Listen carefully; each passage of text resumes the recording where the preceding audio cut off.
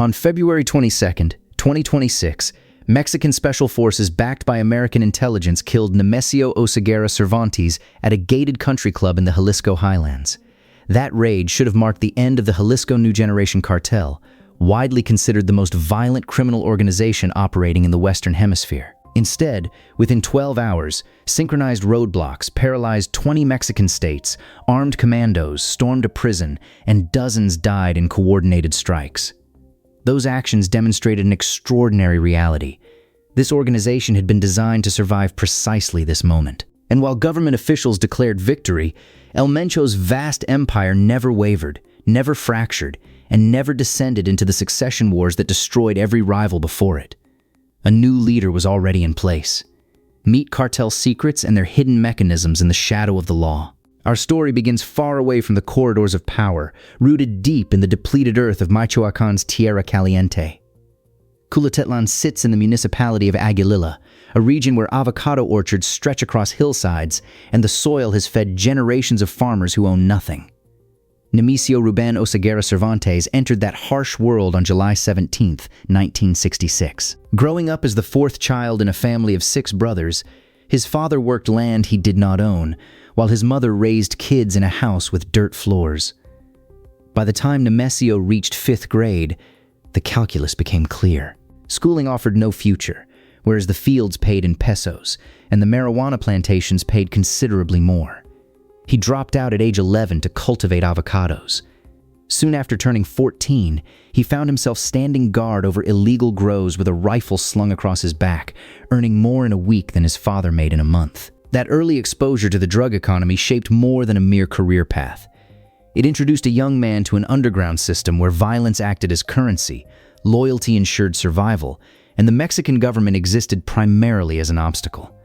Oseguera Cervantes was short, standing barely 5'6". Neighbors later recalled a quiet teenager who rarely spoke but watched every detail around him.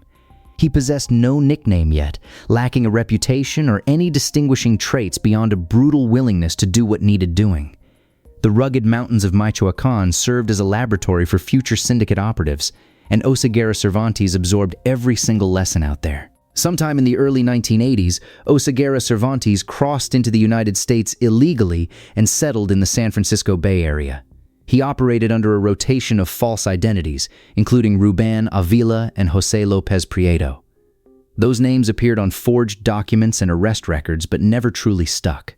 He worked as a street-level dealer, moving small quantities of heroin and methamphetamine through networks tied directly to Mexican suppliers. Although the margins were thin and the profile stayed low, this hustle kept him embedded in a distribution chain stretching from the poppy fields of Guerrero all the way to the alleys of the Mission District. Trouble caught up with him in 1986. At just 19 years old, San Francisco police arrested him for theft and carrying a loaded firearm. Because the charges were minor, the penalties remained light, putting him back on the street within weeks. 3 years later, in 1989, authorities apprehended him once more, this time for narcotics sales. That conviction triggered deportation proceedings, sending Oseguera Cervantes back across the border with a criminal record and a practical understanding of American law enforcement operations. He didn't just disappear into obscurity upon returning. He relocated north to Jalisco and briefly found work as a municipal police officer in the coastal towns of Tematlan and Cabo Corrientes. Men with his background often took this trajectory. Wearing a badge provided key cover, needed access, and unearned credibility. By the late 1990s, the former cop had aligned himself with the Milenio Cartel. This trafficking organization, led by the Valencia family, maintained headquarters across Michoacan and Jalisco. Oseguera Cervantes started out as a hitman tasked with protecting Armando Valencia Cornelio, one of the syndicate's senior bosses. The enforcer role suited him perfectly. He was disciplined, methodical, and completely unburdened by the kind of ego that usually destroyed less careful criminals. Somewhere during this period, he married Rosalinda Gonzalez Valencia. She was the sister of Abigail Gonzalez Valencia, the master architect behind Los Queenies, a money laundering machine destined to be valued in the billions. Their marriage proved strategic. It cemented Oseguera Cervantes deep within the Valencia power structure, granting him direct access to the family's deep pockets. This alliance marked the exact turning point where his trajectory shifted from disposable foot soldier to potential successor. But an unexpected interruption derailed his rise. In September 1992, Oseguera Cervantes slipped back into the United States, eventually landing in Sacramento. He was serving as a lookout for his older brother Abraham during a heroin transaction at a San Francisco bar called the Imperial. The deal involved $9,500 for 5 ounces of narcotics. Midway through the exchange, Oseguera Cervantes suddenly realized the buyer was an undercover police officer. He had plenty of time to walk away and save himself. He chose to stay anyway. When the bust finally happened, both brothers were dragged away in handcuffs. Federal prosecutors charged him with drug crimes, resulting in a sentence of roughly 3 years in a U.S. penitentiary. Choosing to remain at the Imperial Bar, fully knowing the deal was compromised, offers a fascinating glimpse into the strict code governing his later operations. Family loyalty always overrode personal safety, making the abandonment of a brother completely unthinkable. Deportation followed again in 1997, landing him back in Jalisco just as the Milenio Syndicate consolidated power along Mexico's Pacific corridor. Oseguera Cervantes resumed his enforcer duties, but the criminal environment was rapidly shifting. Federal authorities captured Armando Valencia Cornelio on August 12, 2003. The result was a huge fracture within the organization. Competing factions quickly emerged, each claiming total legitimacy, and each backed by different segments of the sprawling Valencia family. Oseguera Cervantes sided with the Gonzalez Valencia branch, the fiscal wing managed by his brother-in-law Abigail. That split proved decisive. While rival factions wasted resources fighting over dusty territory, the Gonzalez Valencia crew consolidated cash flows. They diversified laundering channels and built a banking infrastructure capable of moving hundreds of millions of dollars across international borders without triggering any alarms. The final devastating break occurred in 2010. Ignacio Nacho Coronel, a senior Sinaloa cartel boss and key ally to the Milenio Group, died during a raid in Guadalajara. His death utterly destabilized the delicate alliance structure, keeping the peace throughout Jalisco. The Milenio network shattered into multiple competing successor organizations as a direct consequence. Oseguera Cervantes, now universally known by the alias El Mencho, co-founded the Jalisco New Generation Cartel alongside Eric Valencia Salazar. They chose that name deliberately. These men operated as ruthless architects of something completely fresh. They envisioned an enterprise built on militarized discipline, rapid technological adaptation, and an unwavering willingness to engage the Mexican state in open, bloody warfare. Their horrific public announcement arrived in September 2011. CJNG operatives dumped 35 mutilated bodies under a busy highway bridge in Boca del Rio, Veracruz. Authorities identified all the victims as members of Los Zetas, the notorious gang that had terrorized eastern Mexico with kidnappings, extortion rackets, and mass killings. A sprawling banner left at the crime scene declared the perpetrators to be Matazetas, or Zeta killers. It framed the massacre not as a barbaric criminal act, but as a necessary public service. The bloody message could not be misread. CJNG positioned itself as a protector state, claiming they would eliminate the predatory elements that other syndicates gladly tolerated. This branding was cynical and the violence extreme, yet the strategy worked brilliantly. In coastal regions where Los Zetas had systematically destroyed local economies through brutal extortion, CJNG was frequently welcomed, or at least quietly tolerated, as the lesser threat. Eric Valencia Salazar fell into police custody in 2012, leaving El Mencho in sole command. What happened next was a flawlessly smooth transition of power. Under his tightening grip, CJNG rapidly shifted from a scrappy regional player into a dominant national force, expanding operations deep into 27 of Mexico's 32 states. The syndicate's core structure relied heavily on a decentralized franchise model. Regional commanders operated with vast autonomy, independently managing their own territories, complex supply chains, and heavily armed enforcement units. All these scattered cells adhered strictly to a central brand identity, paying regular tribute back to the top leadership. This ingenious framework successfully prevented the kind of centralized collapse that previously destroyed the Tijuana and Juarez cartels whenever their bosses were captured. If authorities dismantled one single cell, the others simply continued operating without skipping a beat. El Mencho inherently understood that the future of organized crime required overwhelming, devastating force rather than quiet secrecy. CJNG became the very first Mexican syndicate to field a genuinely formidable combat wing. They equipped fighters with standardized uniforms, strict rank insignia, and tactical training programs rivaling those of official defense personnel. Moving into 2017, the organization established a specialized drone unit. Operatives outfitted modified commercial quadcopters with improvised explosive devices. By 2023, this unit gained formal recognition as the Operadores Droneros. These drone pilots proudly wore custom patches while conducting precision airstrikes against rival gangs and government forces alike. Between 2021 and 2025, drug traffickers launched 221 weaponized drone attacks across the country, with the vast majority attributed directly to CJNG. One particularly brazen strike hit the Tijuana State Prosecutor's Office in October 2025. An aerial IED detonated deep inside the secure compound, clearly demonstrating that no fortified government zone was ever truly safe. The economic architecture funding all this violence proved equally sophisticated. Los Quinis, the massive money laundering network run by the Gonzalez Valencia family, operated effectively as the syndicate's shadow treasury. Rosalinda Gonzalez Valencia, El Mencho's wife, served as a brilliant chief banking operator. She masterfully managed enormous cash flows, funneling illicit profits into luxury real estate investments spanning Mexico, the United States, and Western Europe. In November 2021, Mexican authorities successfully arrested her in Guadalajara.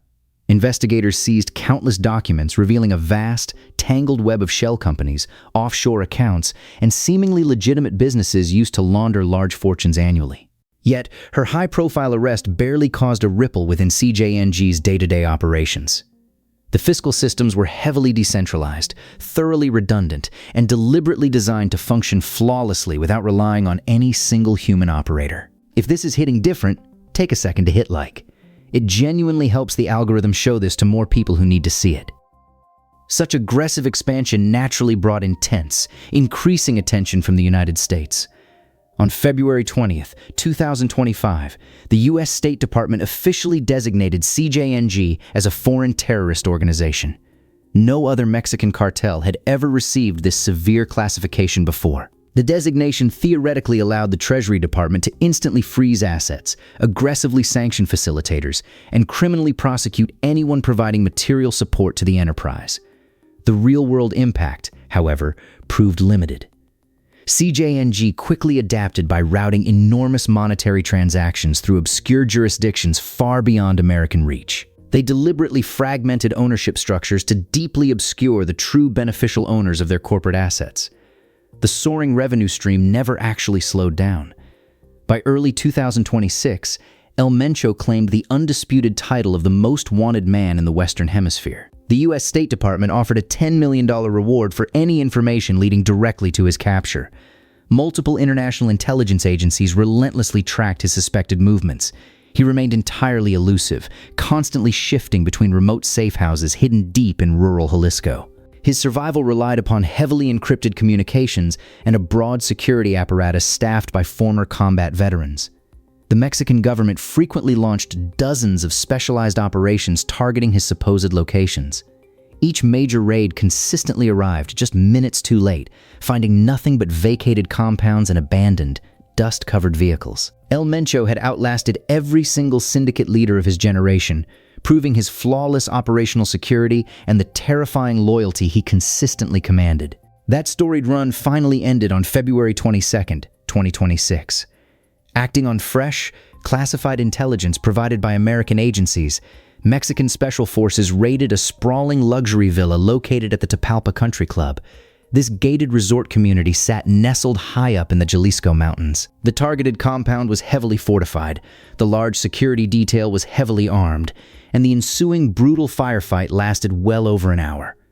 A government helicopter attempting to land needed reinforcements was actually forced to crash land after taking heavy, sustained ground fire from cartel enforcers. El Mencho sustained critical wounds during the heavy exchange. As special forces finally secured the shattered property, a medical helicopter evacuated the bleeding Kingpin toward Mexico City. He died en route from his extensive injuries. Forensics later identified his body definitively through biometric data and dental records. The Mexican government proudly announced his death within mere hours, framing the bloody operation as a definitive turning point in the relentless war against organized crime. Violence erupted immediately in response to the Kingpin's death. Instead of collapsing into panic, the syndicate's scattered cells executed a deeply coordinated, nationwide retaliation plan. Cartel gunmen paralyzed major thoroughfares by hijacking commercial trucks and setting them ablaze, creating impassable barriers of twisted metal and fire. Security forces found themselves completely overwhelmed as heavily armed convoys besieged local police stations and municipal buildings. The sheer scale of the coordinated destruction eclipsed the chaos that had historically followed the captures of previous underworld giants. This brutal display of force proved something chilling to intelligence analysts watching from afar. CJNG had successfully built a command structure entirely capable of executing a sweeping, national-level military response without receiving direct orders from its founder. The pressing question of succession immediately dominated all international intelligence assessments. Historically, the death or capture of a supreme cartel boss always triggered brutal, chaotic internal wars as ambitious lieutenants violently fought for control. The Sinaloa cartel had notoriously fractured into warring, bloody factions after the arrest of Ismael El Mayo Zambada. The Gulf cartel had similarly collapsed into total chaos following the death of Osiel Cardenas Guillen. CJNG stubbornly refused to follow that familiar, self-destructive pattern. By July 2026, the U.S. National Counterterrorism Center officially identified Juan Carlos Valencia Gonzalez, widely known by the alias LO3 or El Pelon, as the undisputed new head of the organization. This designation was not merely speculative guesswork. It rested firmly on intercepted, encrypted communications, large intercepted monetary transactions, and direct testimony from captured operatives. These informants definitively confirmed that Valencia Gonzalez had assumed total command over the syndicate's tactical wings and the Quinas banking networks. Valencia Gonzalez was certainly not your typical underworld successor. Born in Santa Ana, California, he held dual U.S.-Mexican citizenship and had grown up thoroughly insulated within the Milenio Group's most elite inner circle. His biological father was Armando Valencia Cornelio, the exact same powerful leader El Mencho had once faithfully protected as a young hitman. When Rosalinda Gonzalez Valencia eventually married El Mencho, Valencia Gonzalez essentially became his stepson. This union legally inherited him a privileged place within the core family structure, along with unparalleled access to the strategic knowledge defining CJNG. He had previously led the syndicate's feared Grupo Elite, the heavily armed wing responsible for executing the most high-profile assassinations. He also directly oversaw the rapid development of the deadly drone program. His smooth ascension represented a meticulously planned succession rather than a chaotic power grab. It guaranteed immediate continuity and successfully prevented the dangerous leadership vacuum that historically destroyed rival organizations. On August 5, 2026, the U.S. Department of Justice forcefully unsealed sweeping criminal charges against 5 senior CJNG bosses. The targets included Julio Alberto Castillo Rodriguez, El Mencho's former son-in-law, and Hugo Gonzalo Mendoza Gaitan, his trusted godson. The sprawling indictments detailed extensive drug trafficking operations spanning 3 continents. Prosecutors outlined shadow banking networks valued at billions of dollars.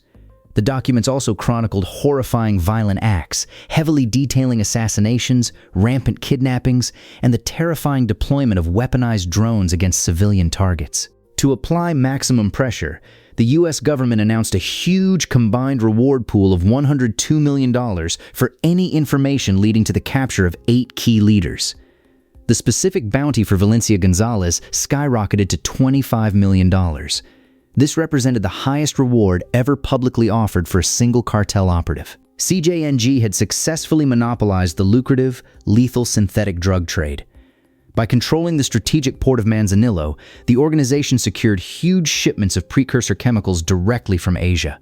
They industrialized the entire drug manufacturing process. Hidden superlabs located deep in the dense forests of Jalisco churned out millions of fentanyl pills every single week. Trained chemists oversaw production lines running with factory-like efficiency, while logistics coordinators moved the lethal products straight into European and American distribution hubs. The steep profits generated by this synthetic pipeline provided a virtually unlimited war chest, allowing the cartel to purchase advanced weaponry and deeply corrupt public officials. The sheer scale of this dominance forced governments on both sides of the border to face a grim reality. The traditional Kingpin strategy, which had served as the cornerstone of U.S. and Mexican counter-narcotics policy for decades, had catastrophically failed. Policymakers had always operated under the flawed assumption that removing top leadership would inevitably collapse the entire criminal structure. CJNG forcefully proved that long-held theory wrong. Eliminating the founder had triggered no measurable decline in violence, no disruption to the synthetic drug pipelines, and zero fragmentation among the regional commanders. The franchise-style framework guaranteed the machine kept running, smoothly absorbing the loss of its creator while continuing to generate immense, world-changing wealth.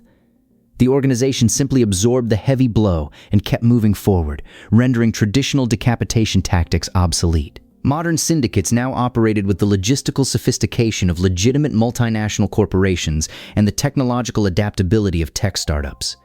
They had fully mastered international finance, digital propaganda, and advanced combat tactics. The cartel successfully controlled strategic shipping ports, brutally governed civilian populations, and confidently waged open war against sovereign states. It offered a horrifying glimpse of what illicit organizations could achieve when they rejected vulnerable, top-heavy hierarchies and fully embraced decentralized corporate structures. The American response clearly reflected the steep difficulty of tackling this evolving threat. While the foreign terrorist organization label granted authorities broader legal powers, it did nothing to resolve the deep structural factors allowing the syndicate to thrive. Crushing poverty, systemic corruption, and chronically weak institutions across Mexico continuously created fertile ground where these groups could endlessly recruit desperate young men. Meanwhile, the insatiable demand for narcotics within the United States provided the steady revenue stream funding the bloodshed. Because the core problem was deeply systemic, the solutions proposed by frustrated policymakers only addressed the bleeding symptoms rather than curing the underlying disease. Juan Carlos Valencia Gonzalez thoroughly understood this complex dynamic. His approach, adapted to the post-2026 reality, focused heavily on long-term sustainability rather than reckless, bloody expansion. The syndicate no longer needed to conquer fresh territory simply for the sake of growth. They already controlled enough deep water ports, major highways, and lucrative border crossings to move product with terrifying efficiency. They no longer needed to constantly engage in large, high-profile gun battles. Advanced tactical drones allowed them to strike targets surgically, minimizing their own exposure while maximizing the devastating impact. Their shadow banking networks were also so thoroughly diversified that no single arrest or sudden asset seizure could ever truly cripple their day-to-day operations. The new boss's primary task was not to build the empire from scratch, but merely to maintain its fierce momentum. He simply needed to ensure the multi-billion-dollar machine continued running smoothly, profitably, and indefinitely. The ultimate irony of this endless war was the unique identity of the new supreme leader. Valencia Gonzalez, a dual citizen born in California, perfectly represented the modern, transnational nature of organized crime today. He was not a hardened product of rural poverty or the unforgiving Michoacan highlands. Instead, he was raised comfortably within the syndicate's wealthy inner circle, extensively educated in its brutal methods, and carefully groomed for executive leadership from a young age. The huge bounty placed on his head stood as a grim acknowledgement from federal authorities. They recognized him as the brilliant architect of a terrifying new era. His calculated leadership practically guaranteed that CJNG would continue operating, constantly adapting, and endlessly evolving, remaining a permanent fixture in the top tier of global criminal enterprises. If any of this stuck with you, like and subscribe.